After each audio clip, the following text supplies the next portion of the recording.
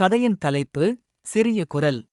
பரந்த பசுமையான காட்டில் நிறைய விலங்குகள் வாழ்ந்தன. அவற்றில் ஒரு பெரிய சாம்பல் நிற யானை தனது உரத்த கர்ஜனை குரலில் முக்கியமான முடிவுகளை எடுத்தது. மற்ற எல்லா விலங்குகளும் பெரியதும் சிறியதும் யானை என்ன சொன்னாலும் அதை பின்பற்றின. அருகில் மென்மையான ரோமமும் பிரகாசமான கண்களும் கொண்ட ஒரு சிறிய அமைதியான எலி வாழ்ந்தது. ஒரு வெயில் மதியம் ஒரு பயங்கரமான காட்டுத் தீ திடீரென காடு முழுவதும் பரவத் தொடங்கியது.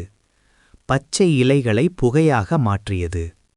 யானை தனது உரத்த கட்டளையிடும் குரலில் தான் பாதுகாப்பானது என்று நினைத்த பாதை வழியாக எல்லா விலங்குகளையும் விரைவாக வழிநடத்தியது.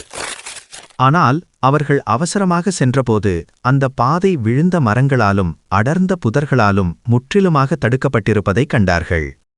சிறிய எலி கூர்மையான கண்களையும் விரைவான புத்திசாலித்தனத்தையும் பயன்படுத்தி அமைதியாக விரைந்து சென்று முற்றிலும் தெளிவான குறுகிய மறைக்கப்பட்ட வழியை கண்டறிந்தது.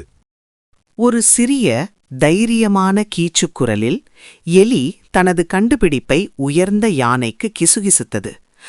ஒரு கணம் ஆச்சரியத்திற்கும் தயக்கத்திற்கும் பிறகு புத்திசாலியான யானை சிறிய எலியை நம்பி அதன் சிறிய வழியை பின்பற்றத் தொடங்கியது. ஒவ்வொருவராக எல்லா விலங்குகளும் பயங்கரமான காட்டுத் தீயிலிருந்து தப்பித்து இரகசியமான குறுகிய பாதை வழியாக எலியை பாதுகாப்பாக பின்தொடர்ந்தன. எல்லோரும் பாதுகாப்பாக இருந்ததும் பிரமாண்டமான யானை கனிவான கண்களில் ஆழ்ந்த மரியாதையுடன் சிறிய எலிக்கு மெதுவாக தலைவணங்கியது. இந்த கதையில் நாம் கற்றுக்கொள்ளும் விஷயம் என்னவென்றால், தலைமைத்துவம் என்பது சத்தமாக பேசுவது பற்றியது அல்ல, மாறாக அனைவரின் கருத்துகளுக்கும் மதிப்பளிப்பதே.